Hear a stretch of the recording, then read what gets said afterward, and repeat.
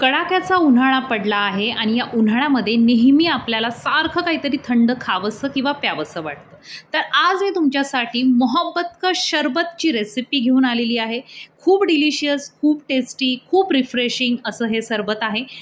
बाजारात छान छान कलिंगड यायला सुरुवात झालेली आहे आणि त्यामुळे मस्त घरी कलिंगड आणल्यानंतर थंडगार याचं रिफ्रेशिंग सरबत कसं बनवायचं आणि या सरबताचं नाव आहे मोहब्बत का शरबत। आता हे असं नाव का दिलेलं आहे मला माहिती नाही, परंतु हे सरबत पिल्यानंतर तुम्ही याच्या प्रेमात तर नक्कीच पडणार आहात याची मी तुम्हाला खात्री देते। तर चला सुरुवात करूया। तर सगळ्यात आधी कलिंगड आपल्याला घ्यायचं आहे आणि बारीक चॉप करून घ्या। यापेक्षाही बारीक चॉप करून घेतलं तरीही चालेल, कारण बऱ्याच वेळा काय होतं की रेसिपी तयार केल्यानंतर आपल्याला कळतं की अरे हां, इथे असं करायला हवं होतं आणि त्यामुळे मला असं जाणवलं की याचे जे पीसेस आहेत ते आणखीन बारीक असते तर पिताना फारसा प्रॉब्लेम होत नाही, नाहीतर स्पूनने आपण खाल्लं तरीही चालतं, परंतु थोडेसे बारीक याला चॉप करून घ्या।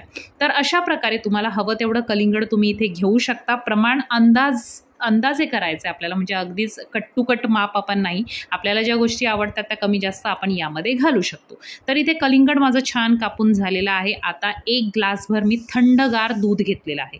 आता हा व्हिडिओ पाहता पाहता थोडीशी थंडी तुम्हाला वाजायला लागेल, कारण यामध्ये सगळ्यात थंडगार वस्तू आपण ॲड करतोय। सगळ्यात आधी थंडगार दूध 2 चमचे त्यामध्ये मी पिठी साखर ॲड करून छान मिक्स करून घेतलेलं आहे। त्यानंतर 1 टीस्पून सब्जा मी पाण्यामध्ये भिजत घातला होता आणि अगदी 5 मिनिटं लागतात त्याला सोक होण्यासाठी आणि तो मी यामध्ये ॲड केलेला आहे। तुम्हाला आवडेल त्या प्रमाणात तुम्ही ॲड करा।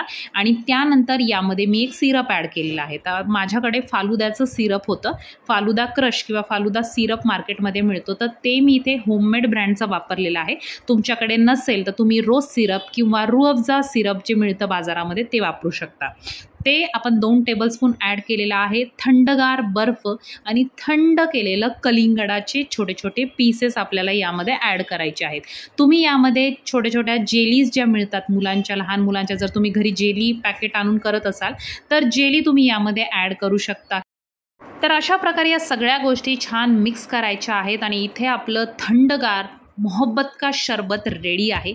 खूप यमी रेसिपी आहे आणि उन्हातनं आल्यानंतर तुम्ही 1 ग्लास जर हे सरबत पिलं तर दूधही पिलं जातं, त्यानंतर सब्जाही आहे, कलिंगडसुद्धा आहे। एका वेगळ्या व्हेरिएशनमध्ये आपण कलिंगड खाऊ शकतो आणि खूप टेस्टी हे होतं।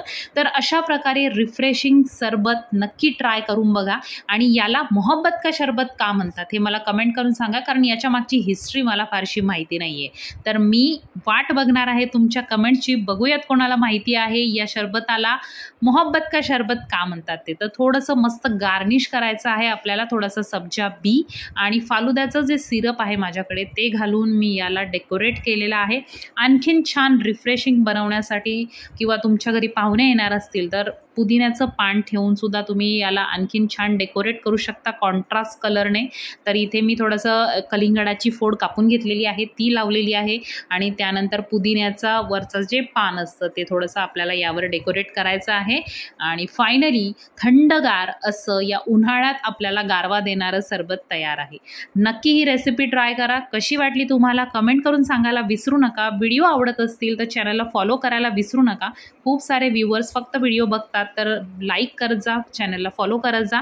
भेटूयात अशाच एका रिफ्रेशिंग व्हिडिओमध्ये, तोपर्यंत बाय बाय।